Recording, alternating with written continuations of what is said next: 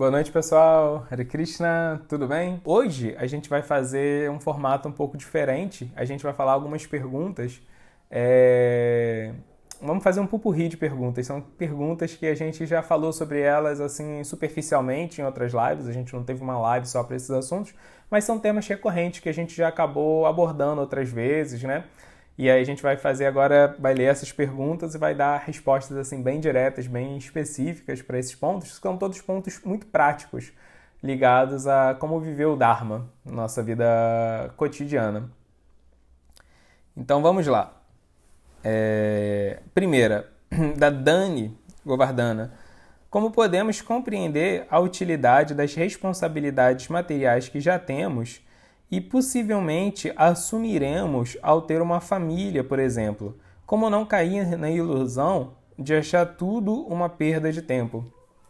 Então a gente pode assim cometer esse equívoco, já que a gente entende que a matéria é um local temporário, que o nosso verdadeiro lar, nossa verdadeira natureza espiritual, a gente vê pelos Vedas que a alma ela não é típica do mundo material, que justamente pelo contrário, assim, quando a alma ela entra em contato com a matéria, que os problemas dela começam, a gente pode ter esse tipo de visão, né? De que então o que importa é sair desse mundo, né? E tão certo, é isso mesmo, né? O que importa agora é a gente escapar da influência da natureza material sobre a nossa consciência. Mas isso é diferente de querer, assim, escapar da matéria. São duas coisas distintas, né? Como Krishna mesmo fala nos Vedas, que a matéria, ela, quando ela é utilizada sem egoísmo, ela é como uma serpente sem presas. Uma serpente sem presa é totalmente inofensiva, não faz mal a ninguém, né? Tá tranquilo, a gente pode conviver com uma serpente sem presa e não temos o risco de ser envenenado, né? E a gente vai ver quando Krishna, por exemplo, explica Sannyasa Yoga, no capítulo 5 da Bhagavad Gita, né? Sannyasa significa literalmente em sânscrito, por tudo no seu devido lugar. Isso é a essência de Sannyasa, que normalmente a gente traduz do sânscrito como renúncia. Então a gente entende pela Bhagavad Gita que a verdadeira renúncia não é abrir mão da matéria, porque a matéria é uma coisa que nunca foi nossa. A matéria é uma energia divina, ela é uma energia de Krishna. Então como que eu posso achar que agora eu vou abrir mão da matéria e por causa disso eu vou estar livre da sua influência, né? Eu vou abrir mão da matéria e agora eu vou estar livre da influência da ilusão? Não é assim que funciona, porque a gente está abrindo mão de uma coisa que nem foi nossa, né?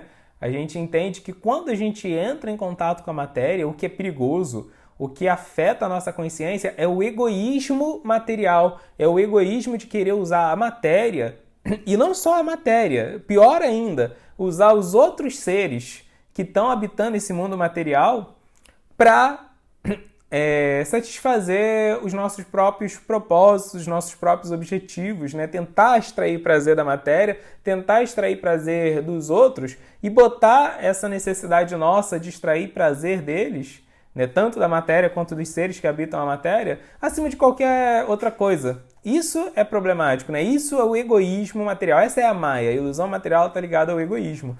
Então, para a gente renunciar de verdade, para a gente praticar essa sannyasa yoga, essa yoga da renúncia, o que a gente tem que renunciar não é o egoísmo, quer dizer, não é renunciar à matéria, a gente tem que renunciar o egoísmo material. E para isso a gente tem que fazer, como a própria palavra diz, sannyasa, por tudo no seu devido lugar. E por tudo no devido lugar significa utilizar a matéria nas suas mais diversas manifestações, usar a matéria assim em todos os seus âmbitos para poder cumprir o propósito de Deus, para cumprir o propósito de Krishna. Isso é o Dharma, né? Essa é a essência do Dharma.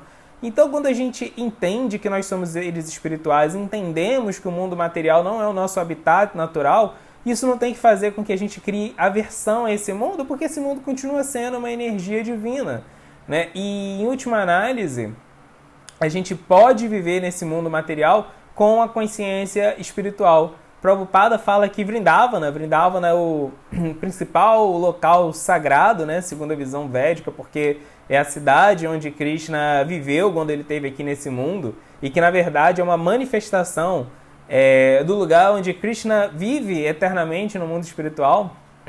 Então ele fala que Vrindavana não é um lugar físico, não é só um lugar, né, geográfico que a gente pode pegar um avião e viajar para lá. Ele fala que Vrindavana é um estado de consciência.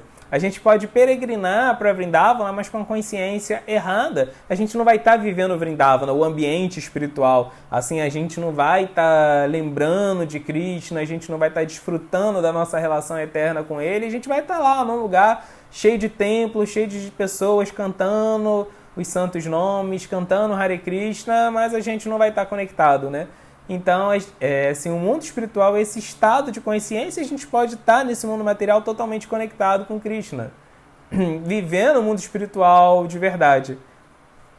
Para isso, a gente tem que usar tudo o que existe nesse mundo com o propósito correto. Então, o que acontece é que quando a gente entende o Dharma de verdade, não quando a gente entende o Dharma de uma forma estereotipada, quando a gente entende realmente o que é vida espiritual, a gente não fica querendo fugir desse mundo, fugir das nossas responsabilidades, ou então só cumprindo elas com má vontade, pensando, poxa, queria estar fazendo outra coisa. Pelo contrário, você vê, você entende que, poxa, se agora eu estou tendo que fazer essa obrigação minha aqui, se eu sou um bibliotecário, eu tenho que cuidar, organizar esses livros aqui na biblioteca, tudo bem, eu estou fazendo isso porque Krishna quis, né? Vai ver essa biblioteca que eu estou organizando, alguma pessoa vai chegar aqui depois e vai ler um livro, e esse livro vai aguçar a curiosidade dela, ela vai começar a fazer reflexões profundas e vai despertar para a vida espiritual porque ela leu esse livro. A gente não conhece os planos, né, de Krishna, só ele conhece os seus planos, mas o que a gente entende é que as situações, né, com as obrigações materiais que nós temos, foi Krishna mesmo que projetou, Krishna é o controlador da nossa vida. E aí a gente, assim, passa a viver essas obrigações materiais com consciência espiritual, se a gente está realmente entendendo o Dharma. Então a gente está se purificando, a gente está purificando essas atividades e a gente não está perdendo a nossa conexão com Krishna. Agora, o que a gente tem que tomar o cuidado para não fazer é se envolver mais ainda com novas obrigações materiais, com novas... Então, assim, de acordo com a nossa própria natureza, de acordo com o local onde nós nascemos, a gente já tem todo um fardo de obrigações materiais, uma quantidade de obrigações materiais, e essas obrigações que já nascem da nossa natureza, que nascem das situações específicas, kármicas que ditaram o nosso nascimento, essas a gente purifica conectando a Krishna, mas a gente não precisa ficar toda hora inventando uma obrigação material nova e criando... Não, isso aí tudo bem, isso é uma tendência ainda nossa de querer controlar esse mundo, e por isso a gente sai assim disparando, né, várias linhas assim de atuação nesse mundo, e aí não se compromete seriamente com nenhuma, não oferece nenhuma totalmente para Krishna. Então é como se diz, né, que um poço assim profundo, ele vai suprir todos os propósitos que podem ser alcançados por poços rasos, né?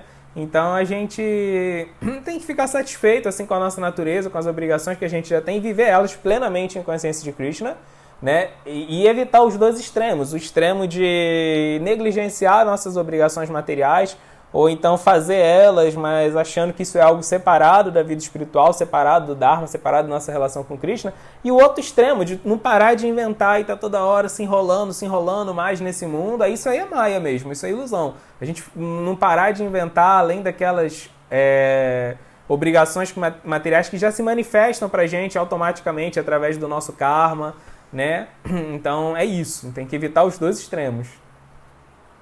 Então vamos lá, vamos ver a próxima pergunta aqui hoje. A próxima questão. Só um instante, galera.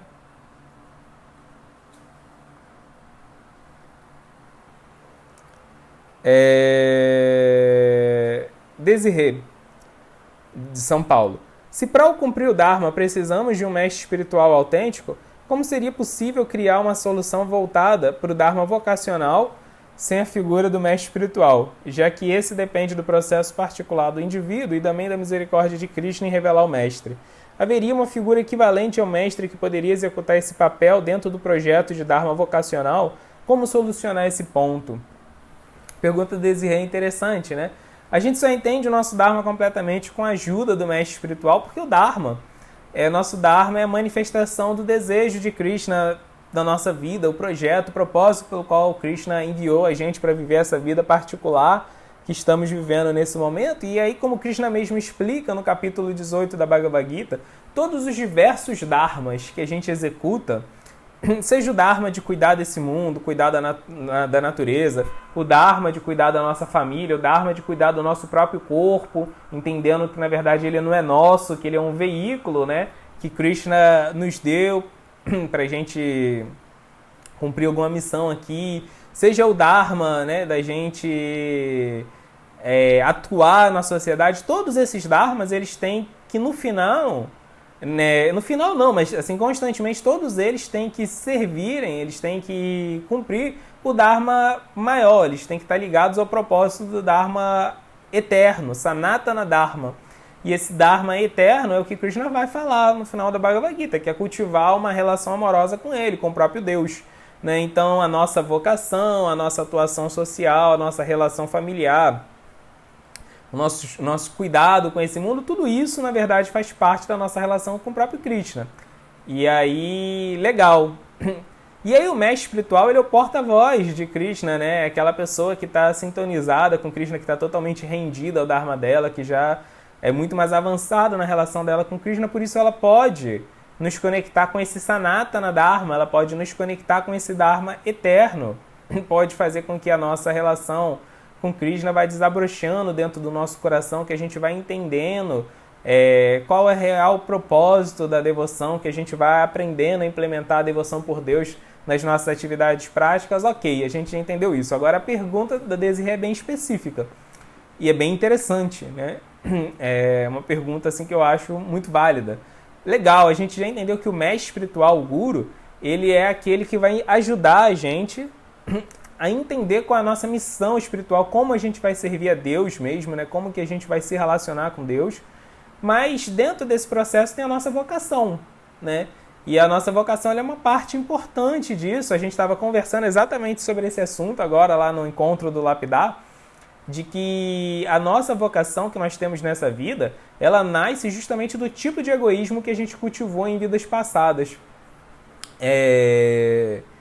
E aí, por exemplo, se numa outra vida a gente era uma pessoa muito acomodada, né, uma pessoa que explorava os outros, nessa vida agora o nosso Dharma vai ser trabalhar de forma prática, implementar projetos, porque toda passividade, toda letargia, né, tudo que a gente sugou dos outros, agora a gente vai ter que doar para o mundo, né? Se na outra vida a gente era uma pessoa muito crítica, que observava os defeitos das pessoas e ficava criticando, explorando aqueles defeitos, agora não, agora a gente vai ter que ter o Dharma de ser um pedagogo e observar o defeito das pessoas, mas não explorar. A gente vai ter que ajudar essas pessoas a contornarem, a superarem esses defeitos, né? Então a nossa vocação, ela é o instrumento, né? Ela é uma das principais ferramentas que a gente vai ter para viver a essência do Dharma, que é justamente se livrar do egoísmo e passar a ver os outros seres como parte de Deus, né? Então, assim, servir, né, é o Dharma eterno da alma. E aí, nesse mundo, a gente aprende a gostar de servir mais do que ser servido quando a gente usa a nossa natureza material, a nossa vocação para servir, né? Então, a vocação é uma coisa que dá prazer para a gente só de vivenciá-la.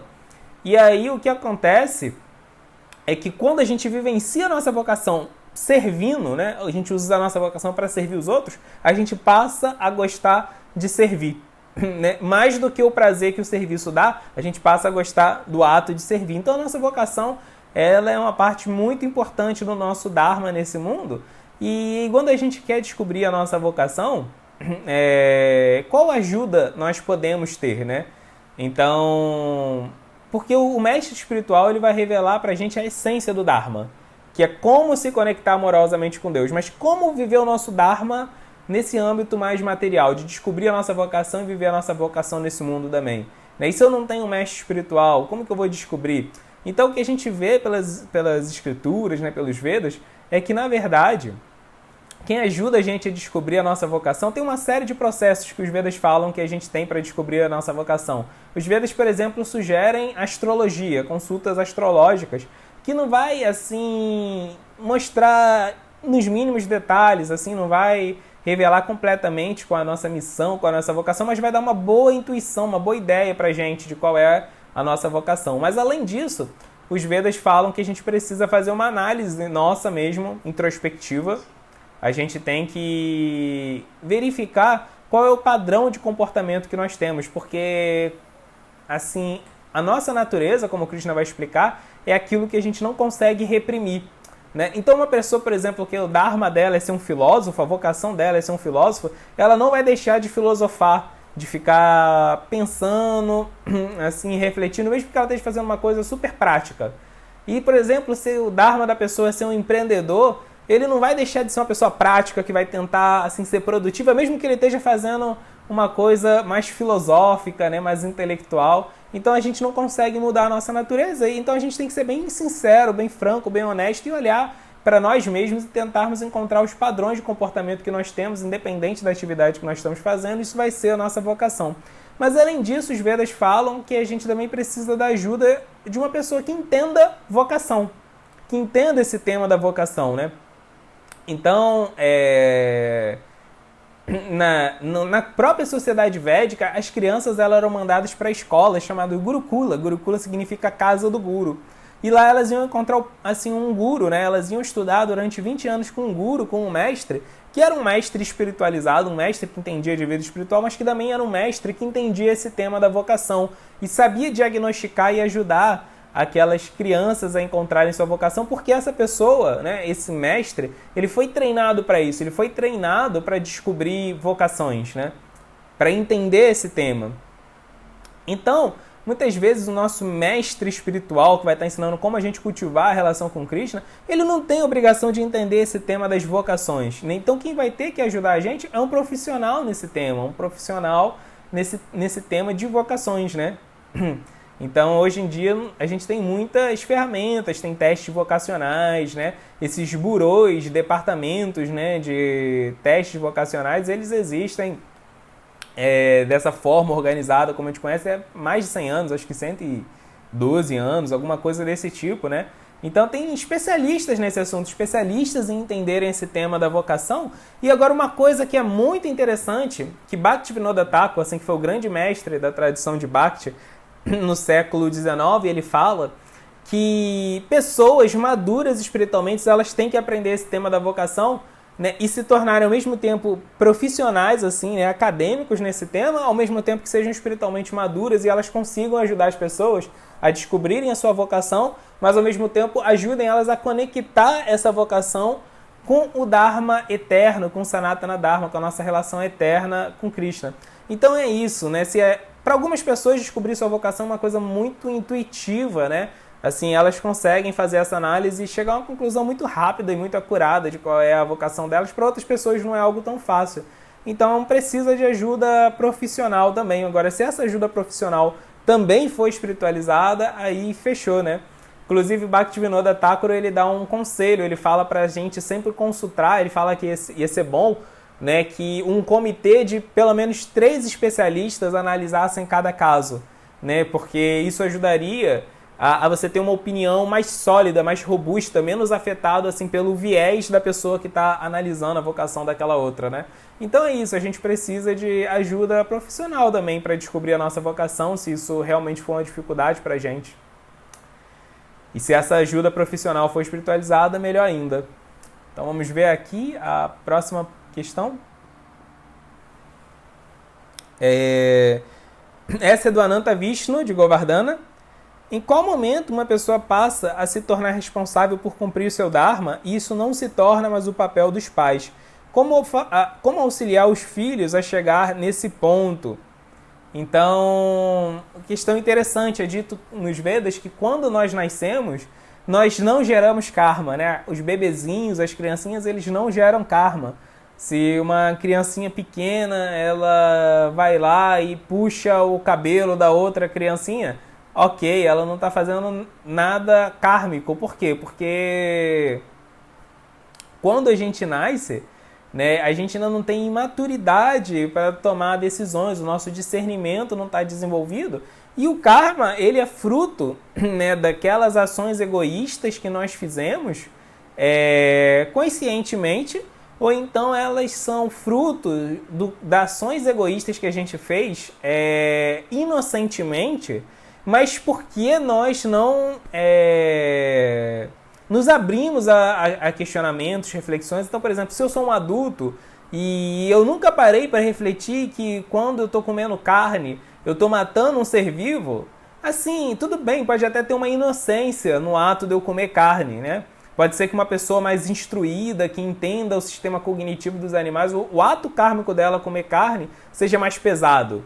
Agora, caramba, qualquer adulto, né, que é razoável, assim, que é saudável psicologicamente, mesmo que ele não seja um filósofo, mesmo que ninguém nunca tenha dito isso pra ele consegue olhar para um animal e ver que o animal tem vida, ele consegue ver que o animal chora, que o animal tem sentimentos, que o animal é apegado a seus filhotes, que o animal desenvolve amizade, né? Assim, não é inocente, assim, porque ele não é um filósofo, porque ele nasceu numa cultura onde todo mundo come carne, ele tá vendo ali que aquele cara, que aquele animalzinho tem uma personalidade, que aquele animalzinho tem uma consciência, né? Então isso também gera karma, né? Quando a gente tem essa maturidade, já quando a gente tem experiência de vida, mesmo que a gente não seja iluminado com conhecimento espiritual, que a gente nunca recebeu conhecimento espiritual de ninguém, que a nossa cultura influencia a gente de muitas formas, tudo isso explica, mas nada disso justifica por que nós agimos de forma egoísta nesse mundo, por que nós agimos de forma ignorante nesse mundo. Então todos nós adultos somos assim bem crescidinhos e responsáveis pelo nosso karma. Agora, uma criança, ela não é, a capacidade de discernimento dela ainda não foi totalmente desenvolvida. E os Vedas falam que uma criança, ela só começa a responder pelas suas ações quando ela tem 5 anos de idade, assim, aproximadamente nessa idade de 5 anos, ela começa a receber o karma das ações que ela está fazendo.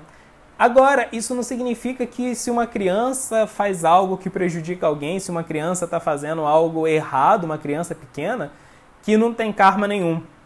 Porque os pais são os responsáveis por aquela criança, né? Eles deveriam estar monitorando, justamente porque ela não tem discernimento, eles não poderiam deixar ela assim sozinha, desamparada, eles são os tutores, são os responsáveis. Então os pais recebem o karma das crianças, né? E o que acontece é que à medida que a criança vai envelhecendo, ela vai ficando tendo cada vez mais autonomia e o karma vai passando a ser cada vez mais dela, né? Então, quando a criança ela é pequenininha,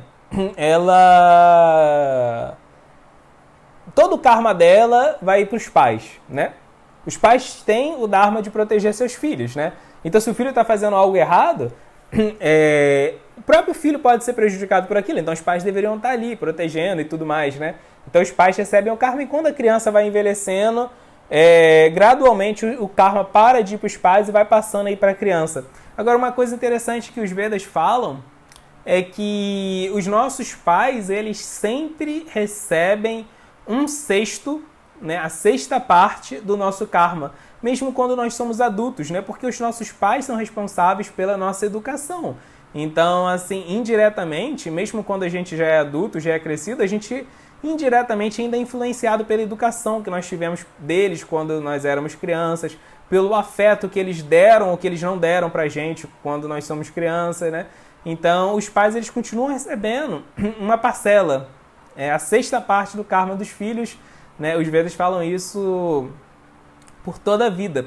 Agora, o lado bom disso é que se um filho faz algo grandioso, se o filho faz um ato assim espiritual, se o filho ajuda, né, assim o mundo, cumpre seu dharma, não só ele se purifica, como ele também purifica os seus pais, os seus avós, né? Os Vedas falam que purifica 14 gerações de antepassados. Então a gente vai purificando toda essa família também, né?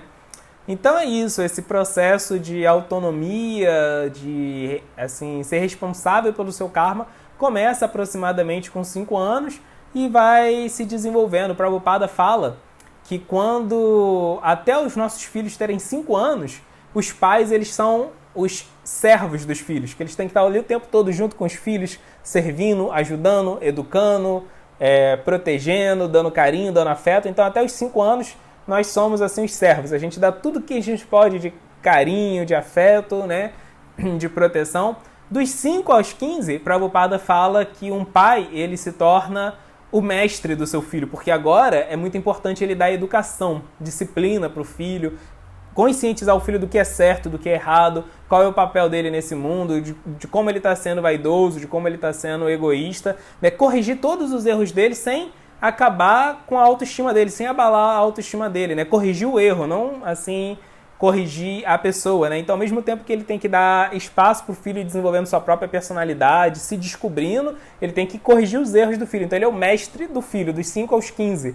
E Prabhupada fala que depois dos 15 a gente se torna amigo dos filhos. Não tem mais nada, né? O filho já cresceu, já tem a personalidade dele, então agora a gente tem que ser amigo dos filhos, né? Ser companheiro, partilhar das decisões dele, apoiar. Continua corrigindo quando os filhos estão errados, mas com outro nível, né? Agora a gente respeita a maturidade psicológica, o discernimento dos nossos filhos, né? Então, muito legal essa divisão que o Prabhupada fala, né? Até os 5 somos os mestres, somos os servos dos filhos. Até dos 5 aos 15 somos os mestres. E depois dos 15 somos os amigos dos filhos. Então é isso, vamos para a próxima pergunta. E para fechar, mais uma pergunta aqui da Dani de Govardhana. Ela fala: temos muitas questões emocionais e psicológicas que influenciam na forma que a gente enxerga o Dharma e agimos a partir disso. Qual é a melhor forma de lidar com as nossas questões para impedi-las de atrapalhar a nossa jornada espiritual? Então, assim, isso é verdade. Quando a gente descobre que nós não somos esse corpo, nós descobrimos que somos Satitananda, somos almas eternas, plenas de conhecimento, plenas de felicidade, isso é incrível. Descobrimos que Krishna é o controlador supremo e que ele está fazendo todos os arranjos para nos ajudar, para nos amparar, para que a nossa vida seja bem sucedida.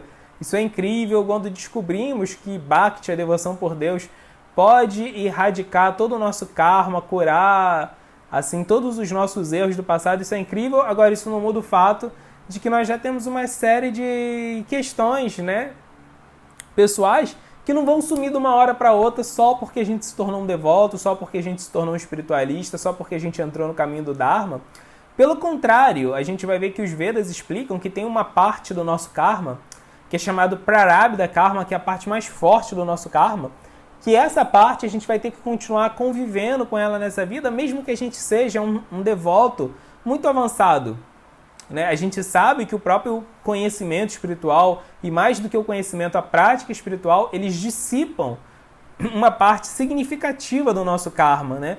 E isso é o processo que a gente conhece como moksha, libertação. A gente vai se libertando do nosso karma, ele vai deixando de influenciar a gente. Então, por exemplo, uma pessoa que ela é muito medrosa, né, tem muito receio de tudo, à medida que ela vai vivendo assim uma relação sólida com Krishna, ela vai vendo que Krishna está protegendo, é natural que o medo dela vá se dissipando, né? Uma pessoa que ela é muito, sei lá, muito fútil, muito supérflua, quando ela entende a essência da vida, quando ela entende o Dharma, é natural que ela mude o comportamento dela.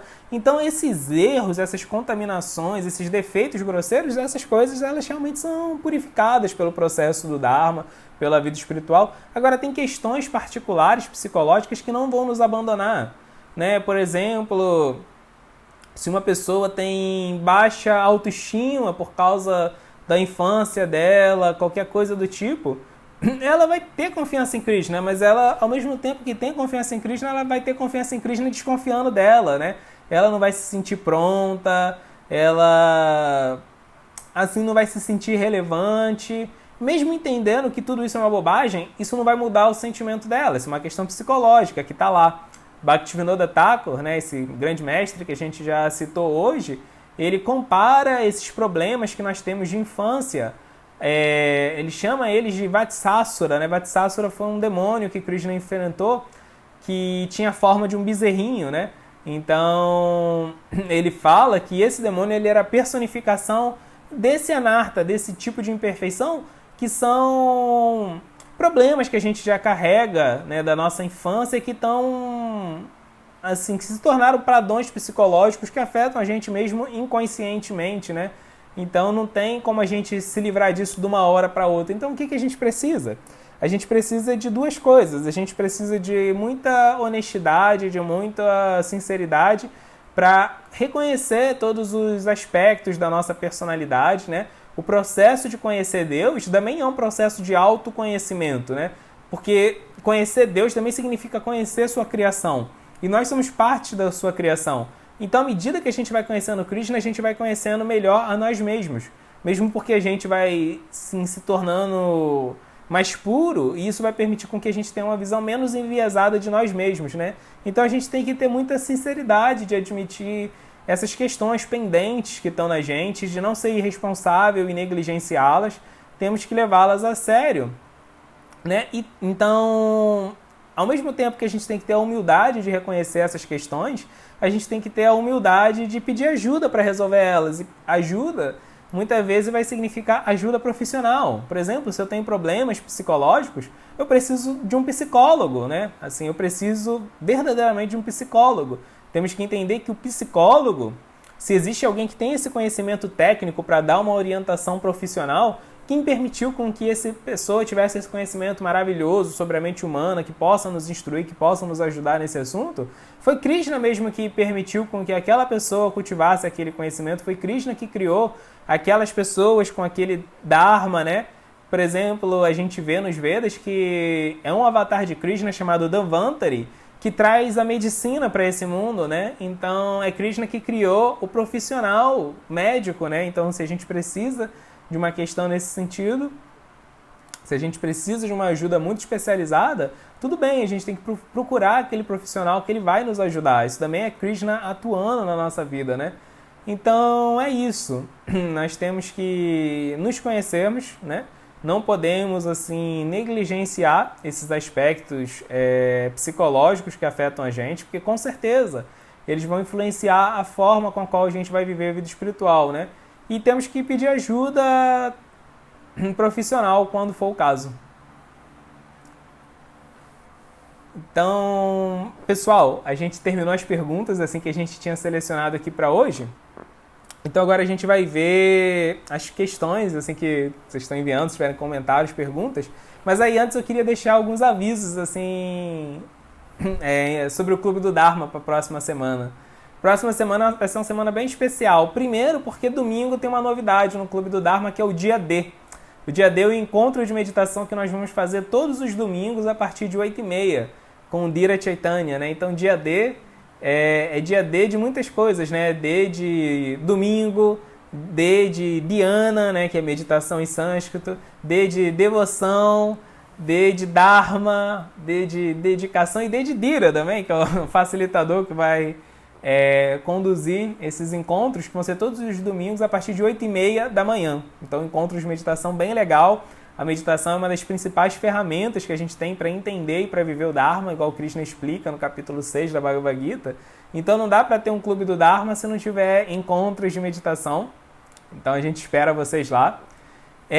No domingo também, no Noite do Dharma, a gente vai ter uma Noite do Dharma especial sobre qual é o Dharma dos pais, porque domingo é dia dos pais, né? Então a gente vai ter essa live aí temática, qual é o Dharma dos pais. E semana que vem a gente tem duas das datas mais importantes do calendário Vaishnava, que é Shri Krishna Janmashtami, o dia que Krishna nasceu, né? O dia que aquele que é a fonte de tudo que existe nasceu, né? Então como que pode o não nascido, né? Às vezes Krishna é chamado de um não nascido, né? Então como que pode um não nascido nascer, né? Mas é isso aí, o aniversário de Krishna vai ser comemorado na próxima terça-feira. Então, assim, a data muito especial, imagina o aniversário do próprio Deus, não podemos ficar de fora. Então a gente vai ter uma live sobre Janmashtami, sobre quem é Krishna, por que ele é a suprema personalidade de Deus.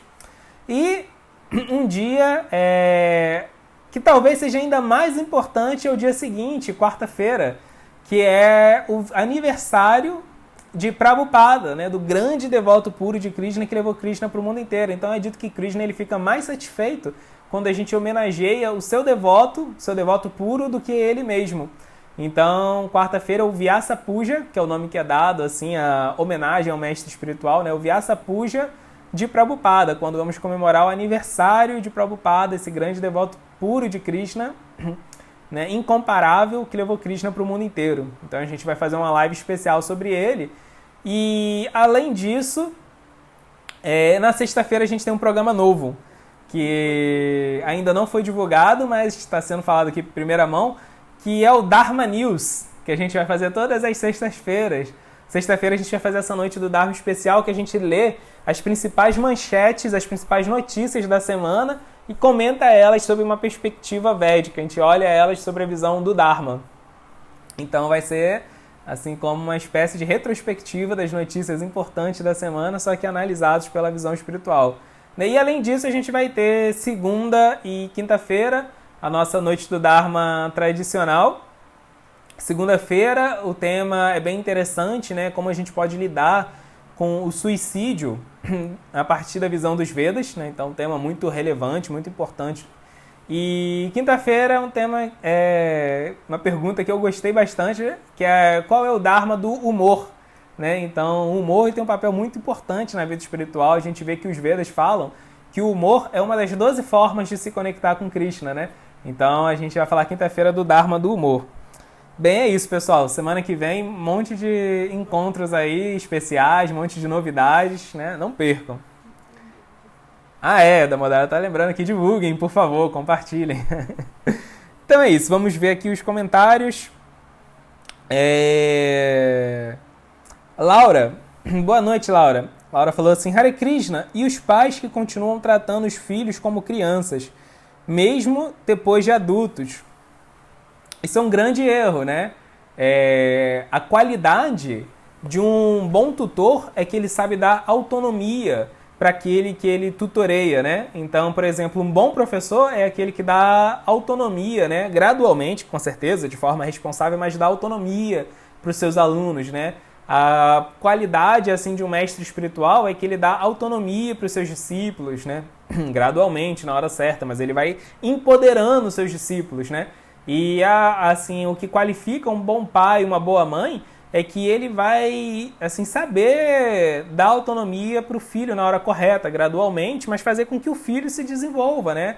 Então, é claro, pai e mãe nunca vão deixar de ver seus filhos, assim como os bebezinhos, né? Nunca vão deixar de estar preocupados com ele. Eu lembro no primeiro pré-natal que nós fizemos, assim, do nosso filho.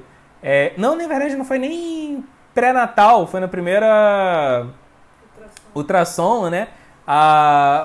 O técnico lá que estava fazendo a ultrassom, ele viu que eu estava com a cara assim de preocupado, né?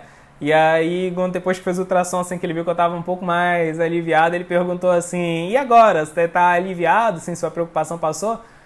Aí eu demorei assim para responder, ele falou assim, não vai passar nunca, né? Assim, e é verdade, né? A gente vê que, assim, a gente nunca perde aquela preocupação com os filhos, né? A gente viu ali a gestação inteira, a gente viu pequenininho, indefeso. Meu filho é criança ainda, então não sei como é ser pai de adulto, né? Mas com certeza a gente sabe que esse vínculo, esse laço não se rompe. Então a gente continua preocupado, a gente continua querendo proteger eles, mas ao mesmo tempo a gente tem que dar autonomia, né, para eles, porque a maior proteção que a gente pode dar para os nossos filhos é dar essa autonomia responsável, né? Krishna fez isso. Krishna dá autonomia pra gente. Krishna é o melhor pai, né? Krishna é o maior dos pais. Ele mesmo fala na Bhagavad Gita que ele é o pai original, ele é aquele que dá a semente da vida, né? Então, o papel, né, o dharma de um pai nesse mundo, e a gente vai falar isso com calma no domingo, é tentar seguir o exemplo que Krishna, né, como Krishna mesmo atua de forma paternal com todas as almas. E Krishna, ele respeita a nossa individualidade, né, tanto que ele incentiva cada um de nós a seguirmos a nossa própria natureza, o nosso próprio dharma. Então, os pais, eles não podem ser super protetores, porque isso, na verdade, é um tipo de sabotagem nos filhos. A gente tem como nossa função de pai criar o filho para ele ir lá e cumprir a sua missão na vida. Então, a gente não pode cumprir a missão dele. Porque se a gente faz isso, a gente está acabando com o propósito da vida do filho. Então, você protege o filho aniquilando qualquer sentido da vida dele, né? Então, isso não faz sentido, né? E, na verdade, esse tipo de demonstração de afeto meio doentio, de ser super protetor, na verdade, é uma demonstração de carência e imaturidade, né? Então, tá errado, isso não pode acontecer. Agora a Laura pergunta, e os pais, né? Os pais que agridem os filhos, poderia ser karma tanto dos pais quanto dos filhos? Então, se uma criança é agredida pelos pais, com certeza é o karma dela ter nascido naquela família onde ela vai lidar com pais que têm comportamento abusivo. Agora, os pais, eles têm total liberdade para não serem o agente do karma daquela criança. Eles ainda podem mudar aquilo, né? Eles podem não dar vazão àquela situação, né? Então, quando o pai age de forma agressiva com o filho, ele está gerando karma a partir daquilo, né? Então, ninguém pode usar o fato da criança ter karma para justificar o fato de você estar sendo agressiva com ela. Assim, isso não tem justificativa alguma, né? Assim, a gente não... O pai, ele não deve ser de forma alguma o agente do karma do filho. Ele deve ser, pelo contrário, o agente do dharma. O dharma permite com que a gente purifique o nosso karma. Então, Prabhupada fala isso na sua introdução ao Bhagavad Gita, que quando a gente tem pureza nos nossos hábitos e quando a gente tem conhecimento, a gente consegue purificar o nosso karma. Então, o dever do pai é justamente dar essas duas coisas para o filho, né? Dar essa pureza de propósito e dar esse conhecimento. Né? Quando eu estou falando pai, estou falando pai e a mãe. Mas dar essas duas coisas para os filhos para que eles consigam purificar uma parte do karma deles e ter uma vida saudável, responsável, né? Feliz e consciente de Deus e consciente de Krishna. Então, nada justifica agressão, nenhum tipo de agressão. E o que dizer de agressão com os filhos? Isso, com certeza, é um dos maiores erros gravíssimos que alguém poderia cometer. Um dos maiores pecados seria agredir o filho. Isso é algo que não tem justificativa alguma, né? Agora, também cabe aos filhos que tiveram relacionamentos tóxicos, abusivos com seus pais, aprenderem com isso, não repetirem esse comportamento, porque normalmente a violência, ela cria um efeito dominó, né? Assim, a pessoa que foi agredida, ela mesma tende a ter um comportamento agressivo e ser agressora no futuro, né? Então, cabe àqueles filhos, né?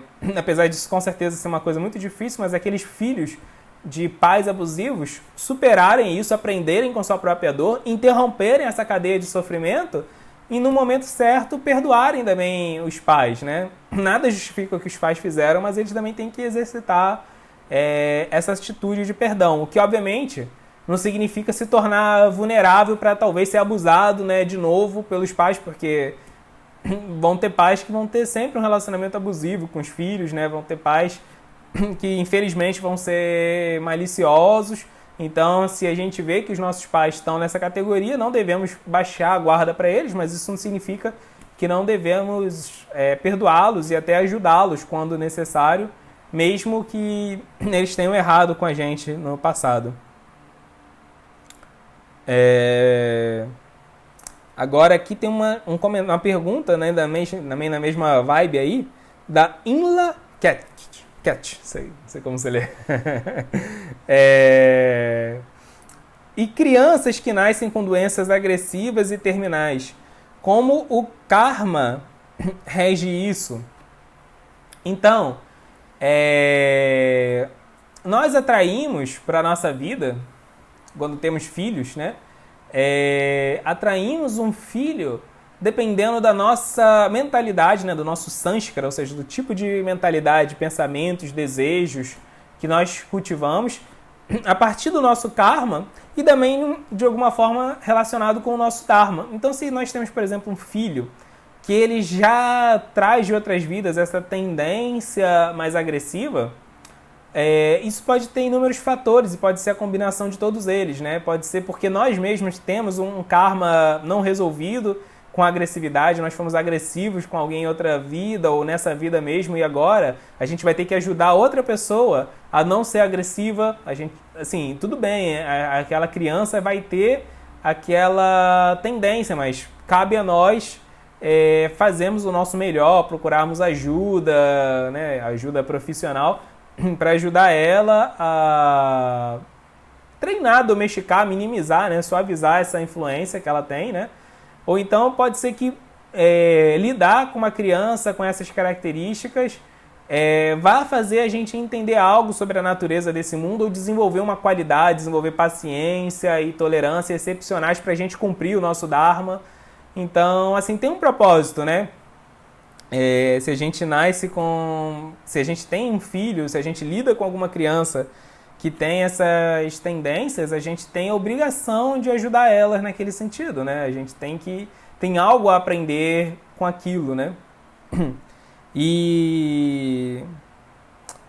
desculpa, eu entendi errado a pergunta. Agora que eu entendi, porque eu só tinha lido eu tinha lido com mentalidade agressiva, agora eu entendi uma doença agressiva. Perdão, entendi uma doença degenerativa, uma doença terminal, não tinha lido direito. Agora desculpa. Então, já fica aí a resposta para a pergunta que não foi feita. Agora, desculpa, perdão, vamos para a pergunta de verdade. Como lidar com uma criança que nasceu com uma doença agressiva, tá? Essa questão aí é pesada, muito forte mesmo, isso é terrível. Mas a gente entende que o karma daquela criança talvez seja ter uma vida curta, talvez seja experimentar uma grande dose de sofrimento por algo que ela fez, mas a gente tem que ajudar ela a passar isso, minimizando a dor dela da maior forma possível, né? Então a gente vai ter que ser mais afetuoso, mais carinhoso, mais atencioso possível, né? Assim, a gente tem algo para aprender com isso e aquela criança tem algo a aprender com isso. Isso é uma situação extremamente delicada, extremamente difícil, mas a gente tem que entender que Krishna tem um propósito tanto para a gente passar por esse sofrimento, né? De ser o pai de uma criança que não é saudável, de uma criança que já nasceu numa situação tão desamparada, tão difícil assim, né? É muito pesado para uma criança não ter saúde, né? Isso é pesado para qualquer pessoa em qualquer idade, mas especialmente para uma criança é muito difícil, né? Os pais acho que é em dobro, né? Os pais, muito pior. Eu mal posso conceber, né? A gente mal pode conceber isso. É terrível, né? Mas a gente tem que entender que Krishna tem um propósito com aquilo, que a gente tem algo para aprender e entender que todo sofrimento ele é temporário nesse mundo e todo sofrimento nesse mundo visa conduzir a gente para uma compreensão, né, do Dharma, que depois vai permitir com que a gente tenha felicidade eterna, né? Mas isso é o tipo de coisa que a gente pode falar teoricamente, filosoficamente, mas só quem passou pela situação entende de fato. Mas quem passa por uma situação nessa de forma madura, a gente mal consegue conceber o avanço que ele faz. Tem um escritor que eu gosto muito, que é o C.S. Lewis. Ele fala sobre a dor, né? Assim, em alguns livros dele, assim, a dor, o sofrimento. Então, por exemplo, tem um livro dele, Cristianismo Puro e Simples, que ele fez mais ou menos assim quando ele tinha uns 40 e poucos anos. Então ele vai lá e explica filosoficamente, teologicamente, por que Deus permite a dor, como a dor nos ensina, né? E assim, certinho, assim, tudo que ele fala é muito coerente, faz muito sentido, filosoficamente perfeito. Ele explica tudo assim de forma magistral. Mas ele mesmo tinha passado por uma dor na vida dele, que tinha sido perder os pais. Mas tudo bem, assim, perdeu os pais, né, o pai dele estava idoso já, perdeu o pai. É uma dor, mas assim, já era esperado, né, é natural, o pai estava idoso, né. E aí, depois, quando ele tem uns 10 anos depois dele escrever esse livro, quando ele tinha uns 50 e poucos anos, ele perde a esposa, que era mais jovem que ele. A esposa tinha uns 40 anos, né, então assim, isso é uma dor que deixa ele extremamente abalado, mesmo porque assim, ele tinha uma relação muito especial com a esposa dele, né? Eles demoraram muitos anos para conseguir ficar juntos, então e quando eles ficam juntos, assim, finalmente, poucos anos depois ela falece, né? E de um câncer muito agressivo. E aí ele escreve um livro chamado Anatomia de uma Dor. E nesse livro, assim, ele acusa Deus, ele chama Deus, assim, de torturador. Assim, ele que há 10 anos atrás tinha escrito um livro teológico, Cristianismo Puro e Simples, falando que Deus é muito sábio, que ele nos ensina através da dor. Assim, nesse livro ele vai lá e manda real para Deus. Ele vai lá e faz o desabafo dele completo. Ele fala assim: você é infinito, você é perfeito, você é eterno, quem é você para me torturar? Você que não conhece como é estar na minha posição de perder alguém que ama sem saber o futuro. Ele falou assim: você sabe o futuro, tudo bem. Nós somos seus filhos, você vê a gente morrer, mas você sabe o futuro. Você sabe que a gente vai estar a salvo no futuro? Eu não sei. Então, assim, você não é ninguém para fazer esse sofrimento comigo, não sei o quê. Assim, é muito pesado as críticas que ele dirige a Deus, muito sinceras ao mesmo tempo, mas no final, assim, do livro ele fala assim: mas quem sou eu também para acusar você? porque meu conhecimento é limitado, meu conhecimento nunca me levou a lugar nenhum. Então eu não entendo porque você está fazendo nada disso, acho que não está certo o jeito que você está fazendo, mas me rendo. Ele fala assim, né?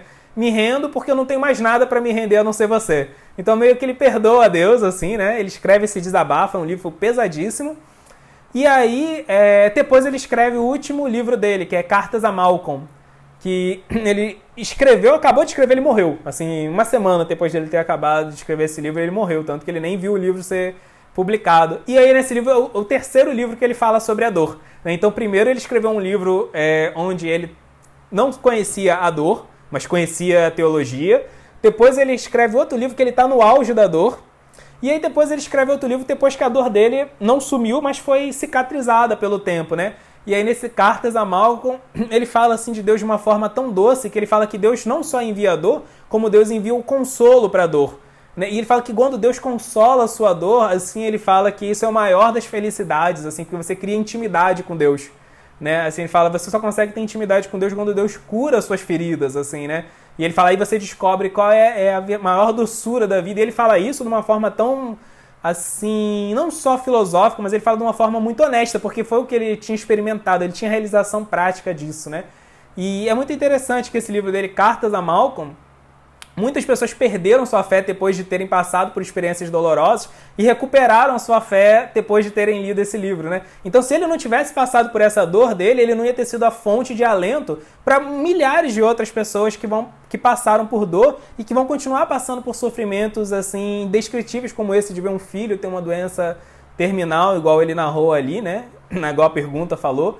Então é isso, a gente entende que o nosso sofrimento tem um propósito, a gente entende que Krishna vai levar tanto o pai quanto a criança a algo maior, um aprendizado com isso. Ao mesmo tempo, isso não dá nenhuma condição para a gente entender como é esse sofrimento para a criança e o que dizer para os pais, né? Assim, seria hipocrisia tentar descrever isso sem estar no local de fala. Esperamos nunca estar nesse local de fala. Esperamos só poder falar desse assunto filosoficamente, mas não passar por isso, porque é algo terrível, né? Mas, ao mesmo tempo, a gente tem que, como o Lewis fala nesse livro dele, Anatomia de uma Dor, o que mais a gente poderia confiar, né? Assim, a gente não tem mais nada a confiar, então temos que confiar em Deus.